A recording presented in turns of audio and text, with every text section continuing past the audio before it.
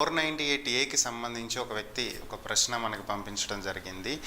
Wife and husband marriage అయిన తర్వాత ఇమీడియట్గా అబ్రాడ్ వెళ్ళిపోవడం జరిగిందంట. దాదాపుగా 4 సంవత్సరాల నుంచి వారు ఇండియాకి తిరిగి రాలేదు. ఈ 4 ఏళ్లుగా అబ్రాడ్లోనే ఉన్నారు. సడన్గా ఇప్పుడు వచ్చి ఆ అమ్మాయి 498A సెక్షన్ కింద భర్త కుటుంబీకులు మొత్తం 12 మంది మీద కేసు పెట్టడం జరిగింది.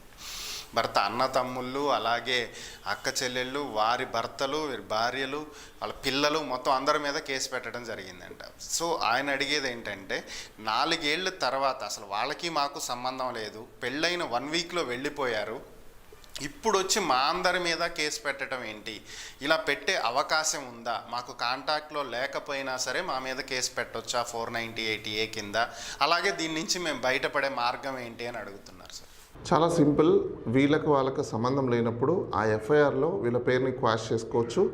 ఆ అమ్మాయి మీద వీళ్ళు ఇమీడియట్లీ కేసు ఫైల్ చేయమని చెప్పండి. ఇది ఒక హరాస్మెంట్, ఇది డొమెస్టిక్ హరాస్మెంట్ అంటారు దీన్ని. డొమెస్టిక్ యాక్ట్ ప్రకారము అగ్రీవ్డ్ పర్సన్ ఎవరైనా కూడా కేసు పెట్టచ్చు. సో దట్ ఇప్పుడు ఆ అమ్మాయి టార్చర్ పెట్టి వీళ్ళని మెంటల్ హరాస్మెంట్ చేస్తుంది కాబట్టి హ్యూమన్ రైట్స్ కమిషన్లో అయినా కూడా కంప్లైంట్ చేయాలి. లేదు అని అనుకుంటే ఆ అమ్మాయి మీద డొమెస్టిక్ వైలెన్స్ యాక్ట్ కింద కంప్లైంట్ అయినా చేసి ఎఫ్ఐఆర్ చేసి ఆ అమ్మాయిని కూడా పనిష్ చేయొచ్చు అండి. ఓకే సార్, అయితే ఇప్పుడు జనరల్గా ఈ టాపిక్ వచ్చింది కాబట్టి నాకు చిన్న డౌటు. ఇప్పుడు వైఫ్ అండ్ హస్బెండ్ మ్యారేజ్ అయిపోయి అబ్రాడ్ వెళ్ళిపోయారు, బాగానే ఉంది. అది ఎనీ కంట్రీ అనుకోండి, యుఎస్ఓ, యూకేనా, ఆస్ట్రేలియా, ఎనీథింగ్, ఏ కంట్రీ అయినా సరే.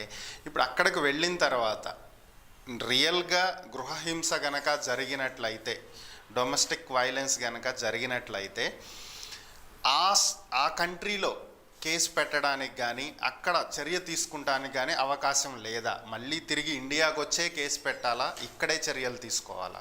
లేదు, ఎక్కడైతే అఫెన్స్ జరిగిందో అక్కడే తీసుకోవాల్సి ఉంటుంది. అక్కడ జరిగిన డొమెస్టిక్ వైలెన్స్ ఏదైతే ఉంటుందో ఆ కంట్రీలో ఉన్న లాస్ ప్రకారంగానే వాళ్ళు ఫాలో అవ్వాలి.